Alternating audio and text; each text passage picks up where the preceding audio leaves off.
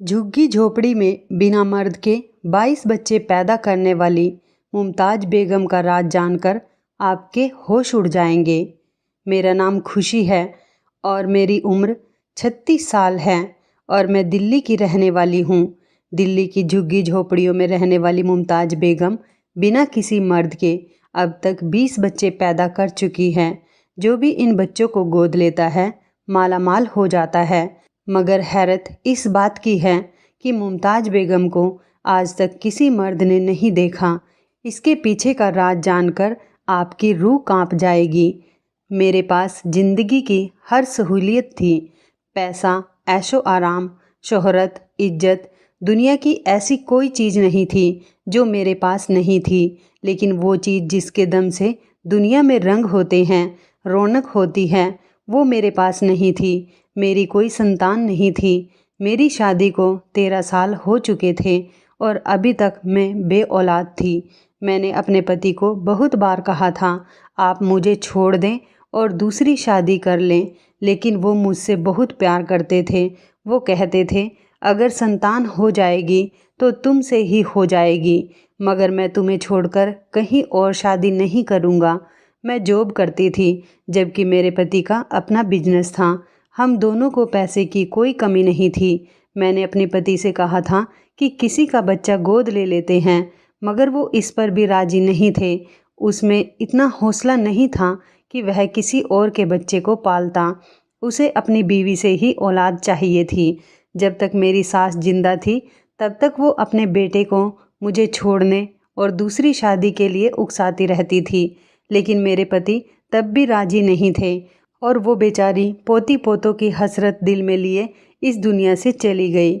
मेरे ससुर जिंदा थे और उनके अलावा भी ससुराल में काफ़ी रिश्तेदार थे, लेकिन कोई भी हमारी पर्सनल लाइफ में इंटरफेयर नहीं करता था। मेरे पति ने सबसे कह रखा था कि अगर मेरी पत्नी को किसी ने संतान ना होने का ताना दिया तो मुझसे बुरा कोई नहीं होगा। इसलिए मेरी ज़िंदगी में ससुराल वालों की तरफ से ऐसी वैसी कोई परेशानी नहीं थी। मेरा नाम खुशी है और मैं दिल्ली से हूँ। मैं 4 भाइयों की इकलौती बहन हूँ। मेरे पापा का अपना बिजनेस है। यूँ मैं अपने मायके वालों की तरफ से भी मालदार थी। पहले भाइयों की शादी हुई और फिर मेरी। हालांकि मेरे भाइयों की ये ख्वाहिश थी कि वो सबसे पहले अपनी बहन के फ़र्ज को पूरा करे और फिर अपनी शादी करे, लेकिन मम्मी पापा को मेरी शादी की इतनी जल्दी नहीं थी। इसलिए हमने पहले भाइयों की शादी की। भाइयों की शादी के 4 साल बाद मेरी शादी हुई। जब तक मैं बुआ भी बन चुकी थी।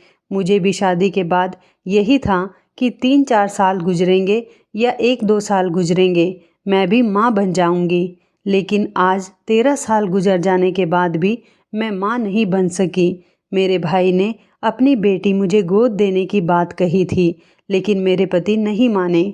मैंने उनसे कहा कि अगर मेरे भाई से नहीं लेना चाहते तो तुम अपने किसी भाई या बहन से बच्चा गोद ले लो, हमारे आंगन में रौनक आ जाएगी। लेकिन वो इस पर भी राजी नहीं थे। मैं दुनिया के अच्छे से अच्छे डॉक्टर के पास जा चुकी थी, मगर सब कुछ ठीक था, बस किस्मत की बात थी। और फिर मेरी किस्मत ने यूं एकदम पलटा खाया कि मैं हैरान रह गई। मैंने सोचा, ऐसा भी होता है क्या? हुआ कुछ यूं। उस दिन मैं दिल्ली के गरीब इलाकों में जाकर रिपोर्ट तैयार कर रही थी। हमारा काम गरीब इलाकों में जाकर रिपोर्ट तैयार करना होता था। मैं अपने साथियों के साथ वहाँ गई हुई थी जहाँ झुग्गियाँ बनी हुई थी। वहाँ ज़्यादातर भिखारी लोग ही रहते थे जो 2 वक्त की रोटी को तरसते थे। हम झुग्गी में जाकर उन औरतों से बात करने लगे। जब एक झुग्गी की तरफ जाने लगे तो अचानक एक औरत कहने लगी, मैडम, इस झुग्गी के अंदर बिना इजाज़त के मत जाना। मैंने हैरानी से एकदम पूछा, इजाज़त? कहने लगी, हाँ जी, इस झुग्गी में एक औरत रहती है, उसका नाम मुमताज़ बेगम है। उसको आज तक किसी मर्द ने नहीं देखा। मैं थोड़ा हैरान हुई कि भला झुग्गी में रहने वाली औरतें भी इस तरह से रहती हैं। मैंने उससे कहा कि ठीक है, मैं अकेली अंदर चली जाती हूँ। मैं उस औरत के साथ अंदर चली गई। वो झुग्गी अंदर से बहुत साफ़ सुथरी थी। एक औरत चटाई पर बैठी हुई थी। वो बहुत ज़्यादा सुंदर थी। उसकी उम्र शायद मुझसे 1-2 साल ही कम होगी। उस औरत ने कहा कि मुमताज़ बेगम तुमसे एक औरत मिलने के लिए आई है। वो आंखें बंद करके बोली, क्या उस औरत को भी संतान नहीं है? मैं दंग रह गई। क्यों? उसको कैसे पता चला कि मेरे पास कोई संतान नहीं है? वो औरत कहने लगी कि अरे नहीं, ये तो गवर्नमेंट की तरफ से आई है कुछ सवाल पूछने। मुमताज़ बेगम नाम की उस औरत ने हमें हाथ के इशारे से जाने को कहा कि अभी बात नहीं कर सकती। मैं उस औरत के साथ बाहर आ गई और पूछा कि ये क्या पढ़ रही थी, क्या करती है ये? तो वो कहने लगी कि जिनकी कोई संतान नहीं होती उसके लिए दुआ करती है और ये उन्हें संतान देकर मालामाल कर देती है। बड़ी ही कमाल की औरत है। मैं ये सुनकर चौंक गई, इसलिए शायद वो औरत मुझे देखते ही पहचान गई थी। इसलिए मैंने बहुत एक्साइटमेंट से पूछा कि वो कोई मंत्र का जाप करके उसे प्रेग्नेंट करती है। तो उसने कहा, नहीं नहीं, वो उस औरत की जगह खुद बच्चा पैदा करती है और उसको दे देती है। मैं ये सुनकर बहुत ज़्यादा हैरान रह गई कि क्या कहा कि वो बे औलाद औरत की जगह खुद बच्चा पैदा करती है और उसे दे देती है। इसका क्या मतलब हुआ? कहने लगी, ये औरत बिना मर्द के बच्चे पैदा करती हैं। मैं तो ये सुनकर हंसने लगी, जैसे उसने मुझे कोई जोक सुना दिया हो। बिना मर्द के बच्चे भला कैसे पैदा हो सकते हैं? मैंने उससे कहा कि बहन, ये सब बातें फ्रॉड हैं कि बिना बाप के बच्चे को पैदा कर दिया। ऐसा होना मुमकिन ही नहीं बल्कि नामुमकिन है। वो औरत कानों को हाथ लगाकर कहने लगी, दीदी, मुमताज़ बेगम को फ्रॉड मत कहो। अब तक बिन बाप के 20 बच्चे पैदा कर चुकी हैं और जो भी उन बच्चों को गोद लेता है मालामाल हो जाता है। खुशकिस्मत बच्चे पैदा करती हैं। मैंने कहा, मुझे भी संतान नहीं हो रही पिछले 13 साल से। क्या तुम्हारी मुमताज़ बेगम मेरे लिए बिन बाप का बच्चा पैदा कर देगी? तो कहने लगी, क्यों नहीं, आप मुमताज़ बेगम से बात कर लो, वो आपका मसला चुटकियों में हल कर देगी। मैंने सोचा, इस मुमताज़ बेगम को तो मैं देख लूँगी, फ़िलहाल जो काम करने आई हूँ वो तो कर लूँ। मैंने कहा, फिर किसी दिन आऊँगी तुम्हारी मुमताज़ बेगम के पास। फ़िलहाल मुझे कुछ ज़रूरी काम है। मेरी किस्मत में शायद फिर से मुमताज़ बेगम के दरवाजे की हाजिरी लिखी थी, क्योंकि उसी शाम मेरी पुरानी काम वाली रास्ते में मिली। मैं तो उसके रंग ढंग देखकर शॉक्ड हो गई। वो अब कहीं से भी काम करने वाली नहीं लगती थी। महंगा सूट, ज्वेलरी देखकर मैंने हैरान होकर उससे पूछा, रौनक, ये तू ही है ना? इतना बदलाव कहाँ से आया? कहने लगी, दीदी, अगर मैं तुम्हें बताऊंगी तो तुम यकीन नहीं करोगी, कहोगी कैसी अनपढ़ों वाली बात कर रही हूँ। मैंने कहा कि अच्छा नहीं कहती, अब मुझे सारी बात बताओ। वो मुझे अपने घर ले आई। उसका घर देखकर मैं बेहोश होते होते बची। वो तो इतनी गरीब होती थी कि 2 वक्त की रोटी बहुत मुश्किल से मिलती थी। सामान के नाम पर उसके घर में कुछ भी नहीं होता था और अब उसके घर का पूरा हुलिया बदल चुका था। सामान के नाम पर उसका पूरा घर भरा हुआ था। घर की मरम्मत भी हो चुकी थी। इतनी जल्दी उसके हालात कैसे बदल गए, जबकि वो घरों में काम किया करती थी और उसका पति आवारागर्दी करता था। तो हैरानी वाली बात तो थी ही। मैंने कहा, रौनक, कहाँ से तुम्हें खजाना हाथ लग गया? वो अंदर गई और एक खूबसूरत सा बच्चा अपनी गोद में उठाए बाहर आई। कहने लगी, दीदी, ये सब इस बच्चे की बदौलत मिला है। मैंने जब से इस बच्चे को गोद लिया है हम तो मालामाल हो गए हैं। बहुत ही खुशकिस्मत वाला बच्चा है। मैंने उससे पूछा, कहाँ से गोद लिया? तो वो कहने लगी, वो जो झुग्गियाँ हैं ना, उनमें से एक झुग्गी में एक औरत रहती है। उसने बिना बाप का ये बच्चा पैदा किया। हमने उसको गोद ले लिया। मैंने चौंक कर पूछा कि कहीं तुम मुमताज़ बेगम की बात तो नहीं कर रही? वो भी चौंक गई और कहने लगी, आप उन्हें कैसे जानती हो? फिर बस उसकी तारीफ में ज़मीन और आसमान मिलाते हुए कहने लगी, दीदी, वो झुग्गी में रहती हैं, खुद इतनी गरीब हैं, दूसरे गरीबों का दुख उससे देखा नहीं जाता। वो बिना बाप के बच्चे को जन्म देती हैं क्योंकि आज तक किसी मर्द की नज़र उस पर नहीं पड़ी। जो गरीब लोग उसके पैदा करे हुए बच्चे को गोद ले लेते हैं वो मालामाल हो जाते हैं, जैसे मैं हो गई हूँ। जिस दिन उससे ये बच्चा गोद लेकर घर आई, उसी रात को किसी ने नोटों से भरा बैग हमारे घर में फेंक दिया। एक कागज़ भी था जिस पर लिखा था कि यह बच्चा खुशकिस्मत है, इसका हमेशा ख्याल रखना। बस दीदी उस दिन से हमारे हालात बदल गए। अब मैं बहुत ज़्यादा खुश हूँ। मेरा दिमाग उसकी सारी बातें मानने को तैयार था, सिवाय इस बात के कि औरत बिना किसी मर्द के बच्चा पैदा करती है। ऐसा होना नामुमकिन था। ज़रूर कोई और बात थी। मेरा उस मुमताज़ बेगम के पास जाने का कोई इरादा नहीं था, लेकिन रौनक के मुंह से इस कहानी को सुनकर मैंने फैसला किया कि इस राज को मुझे ही खोलना होगा कि वो बच्चे कैसे पैदा कर लेती है। अगर किसी मर्द ने आज तक उसे देखा ही नहीं तो फिर ये कैसे मुमकिन है। मैं अगले दिन मुमताज़ बेगम की झुग्गी में चली गई। मुझे तो वो कहीं से भी झुग्गी वाली नहीं लगती थी। अच्छी खासी सुंदर औरत थी। मैंने कहा मेरी संतान नहीं है। उसने कहा जानती हूँ, तेरी शादी को 13 साल हो गए हैं और तू संतान ना होने का गम झेल रही है। मैं उसकी बात सुनकर हैरान रह गई कि उसे कैसे मालूम हुआ। ये तो बस हमारे करीबी लोगों को ही पता था। उसने हंसते हुए कहा कि मैं तो ये भी जानती हूँ जो तुम्हें भी नहीं मालूम। कहने लगी अपने पति पर नज़र रख, सब पता चल जाएगा। मैंने कहा तुम बिन बाप के बच्चे कैसे पैदा करती हो? मुझे भी एक बच्चा चाहिए। तो कहने लगी मैं अमीरों के लिए बच्चे पैदा नहीं करती। मैं जो बच्चे पैदा करती हूँ वो खुशकिस्मत होते हैं। अमीर लोग तो पहले से ही खुशकिस्मत होते हैं। उनके पास भला पैसे की क्या कमी। मैं वहाँ से उठकर बाहर आ गई। मुझे पता नहीं क्यों उस औरत की बातें हजम नहीं हो रही थी। मुझे बहुत ज़्यादा अजीब लग रहा था। उसने शायद मेरे लिए इसलिए हामी नहीं भरी क्योंकि मैं पढ़ी लिखी थी और उसका ये राज मालूम कर लेती कि उसके बच्चों का बाप कौन है। मैं मायूस होकर उस झुग्गी से निकली तो मैंने देखा कि मेरी एक स्कूलमेट सामने से चली आ रही थी। मैंने पूछा तुम यहाँ? तो वो कहने लगी हाँ, यहाँ एक झुग्गी वाली रहती है। सुना है वो बहुत अच्छी है, औलाद पैदा करती है। अगर उसके बच्चों को कोई गोद लेता है तो वह मालामाल हो जाता है। तुम्हें तो पता है मेरे घर के हालात कि किस कदर तंगी चल रही है, किस कदर परेशान हूँ। इसके लिए इसको बच्चे का कहने के लिए आई हूँ। वो दोस्त उसी झुग्गी के अंदर चली गई। मैंने फैसला कर लिया कि इस झुग्गी वाली पर नज़र रखनी पड़ेगी कि वो क्या करती है और कहाँ जाती है, किससे मिलने जाती है, क्या चक्कर चलाने की कोशिश कर रही है।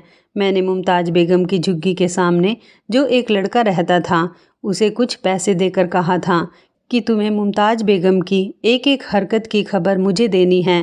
पैसे के लालच में वो लड़का मान गया था। उसके पास बटन वाला फ़ोन था जिससे वो सिर्फ मुझे कॉल कर सकता था, कोई तस्वीर या वीडियो नहीं बना सकता था। 2 दिनों के बाद उस लड़के का फ़ोन आया और कहने लगा बड़ी मैडम, सामने वाली झुग्गी में रहने वाली मुमताज़ बेगम अभी अभी घर से चादर पहनकर निकली है कहीं जाने के लिए। मैंने फ़ौरन कहा कि उसके पीछे जाओ और देखो कि वो कहाँ जाती हैं। कुछ देर बाद उसने मुझे जो पता दिया वो एड्रेस जानकर मेरे कदमों तले से ज़मीन निकल गई। वो तो एक जाने माने ब्यूरोक्रेट का घर था जहाँ आम आदमी को जाने की इजाज़त भी नहीं होती। मैं उस वक्त अपनी ड्यूटी पर थी, वरना मैं खुद उसके पीछे जाती। सवाल ये था कि उसे अंदर जाने की इजाज़त कैसे मिल गई। वो तो बहुत ऊंचे लोग हैं। एक तरफ वो झुग्गी में रहती थी और दूसरी तरफ उसके इतने अमीर लोगों से ताल्लुक़ थे। ये कैसे मुमकिन हो सकता था। मुझे दाल में कुछ काला लग रहा था।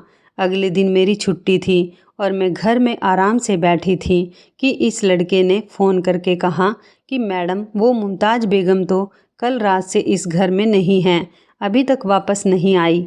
मैंने गेट के पास चौकीदार से पूछा तो पता चला कि वो पहले भी वहाँ जाती रहती हैं। वो बंगले वाली मैडम की मालिश करने जाती हैं। शायद ये मालिश वाली कहानी नहीं थी, कुछ और ही चक्कर था। वह ज़रूर किसी और मकसद से वहाँ गई होगी। मैं गाड़ी लेकर उस लड़के के बताए हुए एड्रेस पर पहुँच गई। गाड़ी से मैं थोड़ी दूरी पर खड़ी हुई थी। मेरे अंदाजे के मुताबिक मुमताज़ बेगम को अब तक बाहर आ जाना चाहिए था।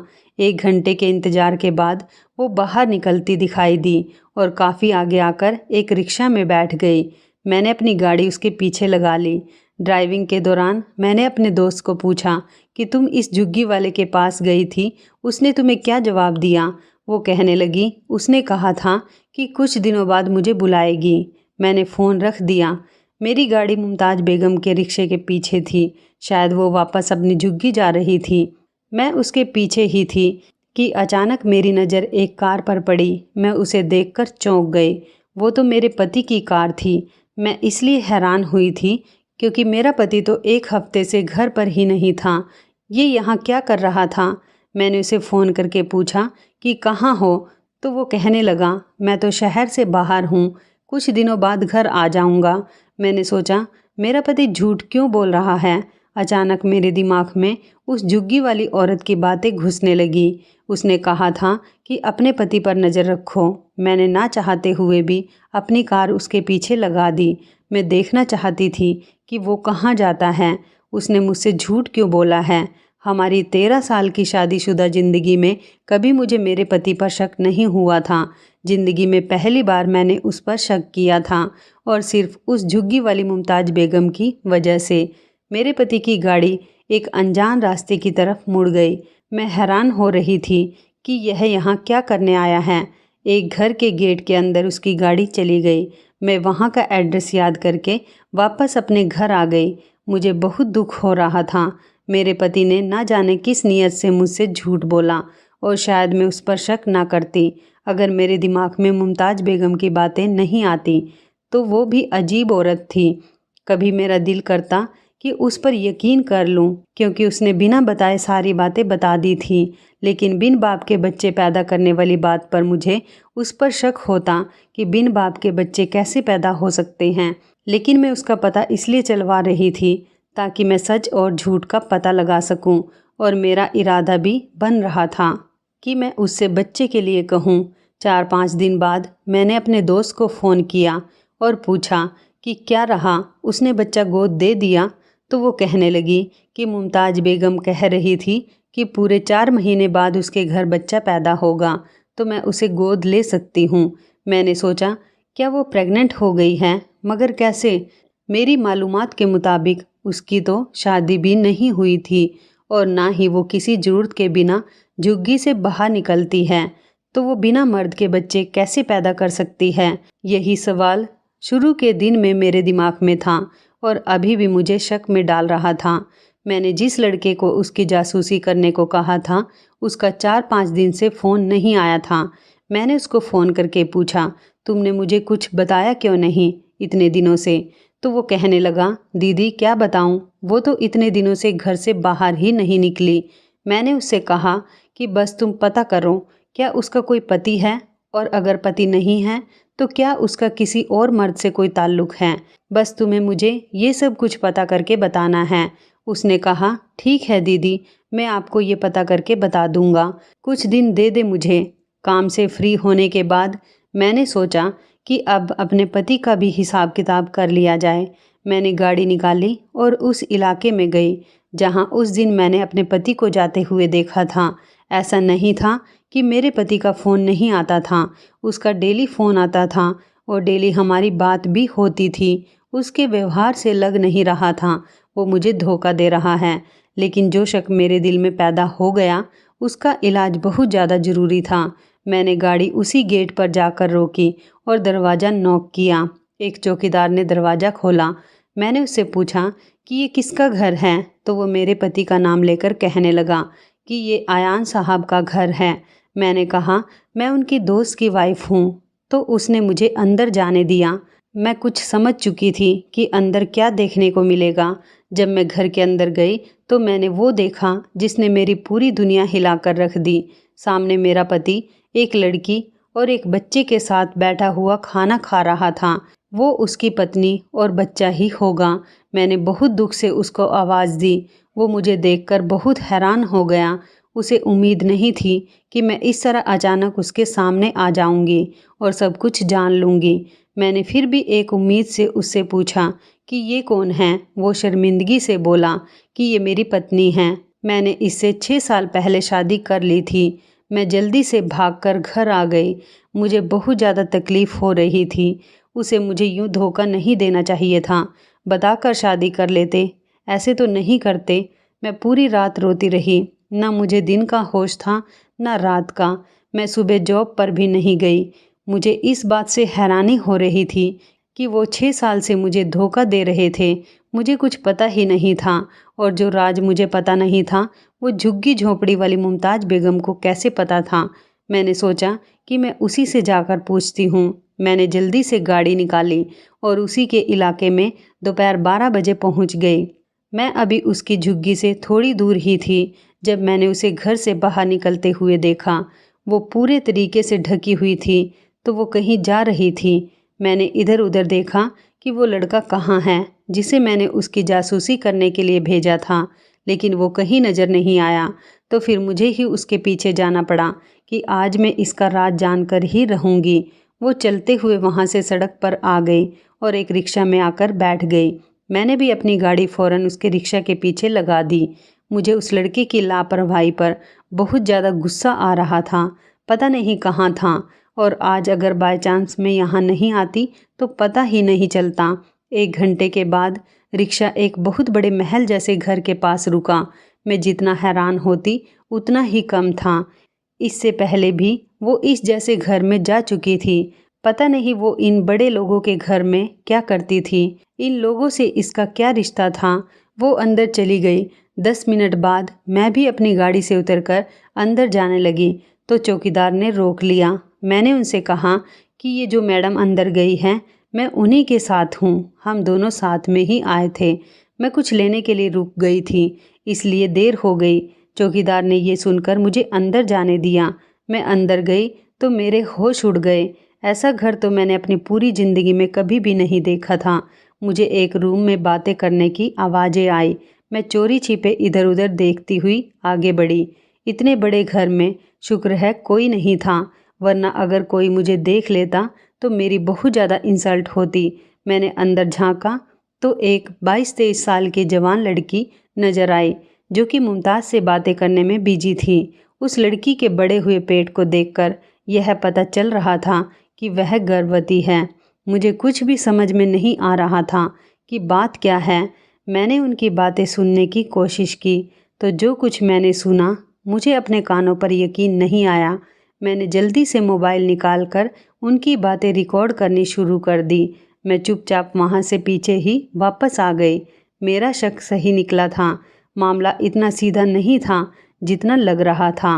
मैं अपने घर आई तो उसी लड़के की कॉल आई तो वो जोश से कहने लगा कि मैडम, मैंने उस औरत की सारी खबर निकाल ली है, आप सुनेंगे तो दंग रह जाएंगी। उस लड़के ने जो मुझे बात बताई उसे सुनकर तो मैं बहुत ज़्यादा हैरत में रह गई। ऐसी बातें जिनको सुनकर मैं फना हो गई।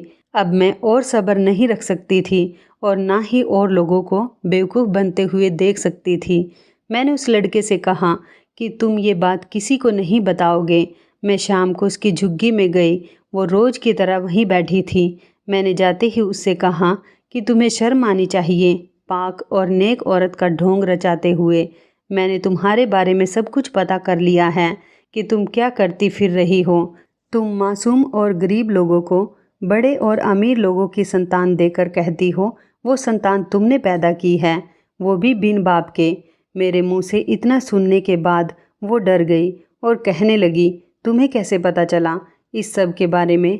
मैंने कहा, बेहतर होगा कि तुम खुद ही अपनी कहानी सुनानी शुरू करो। मुमताज़ बेगम ने अपनी कहानी सुनानी शुरू की और वो बोली कि मैंने एक यतीम खाने में आँख खोली थी। मैं भी उन्हीं बच्चों में से थी जिनके माँ बाप उन्हें कहीं भी छोड़कर आ जाते हैं और कोई नेक इंसान उन्हें उठाकर यतीम खाने में भेज देता है। मेरी भी कुछ ऐसी ही कहानी थी। पता नहीं कौन थे मेरे माँ बाप जिन्होंने मुझे पैदा करते ही फेंक दिया था। मैं बहुत प्यारी थी, इसलिए सब मुझे परी परी कहते थे और फिर मेरा नाम परी ही पड़ गया और फिर मेरे जन्म और प्रमाण पत्र पर भी मेरा नाम परी ही लिखा गया। यतीम खाने में अक्सर वो लोग आते थे जिनकी कोई संतान नहीं होती थी और कोई बच्चा पसंद करके अपने घर ले जाते थे। मैं बहुत प्यारी थी, इसलिए अक्सर जिनकी संतान नहीं होती थी वो लोग मुझे लेने के लिए आते थे, लेकिन यतीम खाने की इंचार्ज मुझे किसी को भी नहीं देती थी। उसने मुझे अपनी बेटी बना लिया था। वो वहीं रहती थी और मैं भी उसके साथ ही रहती थी, उसके ही रूम में सोती थी। मैं वहाँ खुश थी, लेकिन मैं नहीं जानती थी कि किस्मत क्या खेल खेलने वाली है। मैं 17 साल की थी और मैं इंचार्ज के साथ उनके घर में रहती थी। एक दिन यतीम खाने के दरवाजे पर कोई बच्चा छोड़कर चला गया। मैंने देखा तो मैं उसे घर लेकर आ गई। उसमें एक स्लिप भी लिखी हुई थी कि मैं इस बच्चे को अपने साथ घर में नहीं रख सकती, आप लोग इसे पाल लें। यकीनन वो बच्चा किसी गुनाह की निशानी था जो वो लड़की छोड़कर चली गई थी। इंचार्ज को पता चला तो उसने प्लान बनाया कि एक अमीर घराने के लोग हैं जो बहुत ही ज़्यादा अमीर थे। उनके घर पर कोई भी संतान नहीं थी।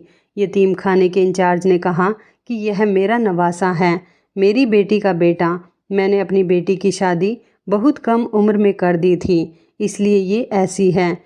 उन्होंने मेरे नाम से बच्चे देना शुरू कर दिए और उन्हें बदले में बहुत बड़ी रकम देते थे। मैं सब समझ रही थी लेकिन कुछ कर नहीं सकती थी। मैं जब 21 साल की हुई तो घर से भागकर एक झुग्गी वाले के साथ शादी कर ली। मैंने जब अपने पहले बच्चे को जन्म दिया तो मेरे दिमाग में आया कि मैं भी क्यों ना अपना कारोबार शुरू करूं। मैं जानती थी कि बड़े लोगों के बच्चे बहुत बिगड़े हुए होते हैं, अक्सर गलत संगत में पड़ जाते हैं, अपने गुनाह की निशानी से पीछा छुड़ाने के खातिर फिर ये कुछ भी करने के लिए तैयार होते हैं। दूसरी तरफ कुछ बे औलाद लोगों का भी भला हो जाता है। मेरा प्लान सुनकर मेरा पति मुझे छोड़कर चला गया। उसने मुझे तलाक दे दिया। कहने लगा, मैं गरीब जरूर हूँ लेकिन इज्जत से रहना पसंद करता हूँ। मैं कोई गलत काम नहीं कर सकता। मैं अमीर लोगों का गुनाह छुपाने की खातिर उनसे 2 करोड़ रुपए ले लेती थी। फिर मैं सबको ये कह देती कि मैंने बिना बाप के बच्चा पैदा किया है, जो गोद लेंगे मालामाल हो जाएंगे। लालच में गरीब लोग ले जाते थे। मैं 20 लाख रुपए उनके घर पर फेंक देती थी और वो लोग समझते थे कि बच्चा बहुत ज़्यादा खुशकिस्मत है। इस तरह अमीर लड़कियों को भी कोई ऐतराज़ नहीं होता, बल्कि उन्हें तसल्ली रहती कि उनका बच्चा अच्छे ख़ानदान में और सही परवरिश पा रहा है। मैं जिस लड़की के घर गई थी वो भी अपना बच्चा देना चाहती है क्योंकि उससे गलती हो गई थी। उस लड़के ने भी मुझे यही बताया था कि मुमताज़ बेगम की पहले शादी हुई थी और फिर तलाक हो गया था। मुमताज़ प्लानिंग के साथ गरीब लोगों को बेवकूफ़ बना रही थी। मैंने अपनी आखिरी उलझन पूछी कि ये बताओ कि मेरे पति के बारे में तुम्हें कैसे मालूम हुआ? तो वो कहने लगी कि जिससे मुझे खतरा हो मैं उसके बारे में पहले ही मालूमात निकलवा लेती हूँ। तुम्हारे बारे में मालूम किया तो पता चला कि तुम्हारा पति पहले ही शादी कर चुका है। मैंने पुलिस को फ़ोन किया और पुलिस को वहीं बुलाकर मुमताज़ बेगम को पुलिस के हवाले करवा दिया। मुमताज़ बेगम को पुलिस के हवाले करके मैं घर वापस आ गई। घर आकर देखा तो मेरे पति घर में ही थे। उन्होंने मुझसे माफ़ी मांगी और कहा, मैं तुम्हें कोई दुख नहीं देना चाहता था, इसलिए तुम्हें ये सब नहीं बताया था। तुम चाहे लाख मुझे दूसरी शादी के लिए कह रही थी, लेकिन तुम अपनी आंखों के सामने अपना प्यार बंटते हुए कैसे देख पाती? सुमन के साथ मेरी शादी मेरी माँ ने ही तय कर दी थी। अपना वंश आगे बढ़ाने के लिए मुझे अपने कदम आगे बढ़ाने पड़े। यकीन मानो मेरा तुम्हें तकलीफ़ देने का कोई इरादा नहीं था, तो प्लीज़ मुझे माफ़ कर दो। मैं तुमसे बहुत प्यार करता हूँ। अपने पति की बातें सुनकर मैंने उन्हें माफ़ कर दिया क्योंकि मैं अब इतने साल गुजार कर उनको छोड़ नहीं सकती थी और मैं भी अपने पति से बहुत प्यार करती थी। मैं उनका प्यार खोना नहीं चाहती थी, इसलिए मैंने अब फैसला लिया था कि सुमन भी अब हमारे साथ इसी घर में रहेगी। मेरे पति और सुमन दोनों ने मेरी बात खुशी खुशी मान ली और अब हम सब इकट्ठे एक ही घर में रहते थे। सुमन भी मेरी बहुत इज्जत करती थी और मुझे बड़ी बहन की तरह मानती थी। मैंने भी उसे अपनी छोटी बहन मान लिया था। मेरी नेक और अच्छी नीयत का फल मुझे यूँ मिला कि सुमन ने अपना दूसरा बच्चा मेरी गोद में डाल दिया। तो इस कहानी के बारे में आपकी क्या राय है? कमेंट करके ज़रूर बताइएगा। दोस्तों, आपको हमारी ये मज़ेदार कहानी कैसी लगी? आप हमें कमेंट बॉक्स में ज़रूर बताएं। यदि आपके पास भी ऐसी कोई प्यारी सी कहानी है या फिर ऐसी कोई कहानी जिससे कुछ शिक्षा मिले तो आप हमारे साथ उसको ज़रूर शेयर करें। दोस्तों, यदि आपको हमारी ये वीडियो अच्छी लगे तो आप हमारी इस वीडियो को लाइक शेयर ज़रूर करें और ऐसी ही दिल को छू लेने वाली प्रेरणादायक कहानियाँ सुनने के लिए हमारे चैनल को भी सब्सक्राइब करें। यदि आप हमें फेसबुक पर देख रहे हैं तो आप हमारे फेसबुक पेज को लाइक और फॉलो ज़रूर करें। तो दोस्तों फिर मिलते हैं ऐसी ही ज़बरदस्त कहानी या टिप्स के साथ नई वीडियो में। तब तक के लिए धन्यवाद। आप सभी अपना ख्याल रखना। आपका दिन शुभ व मंगलमय हो।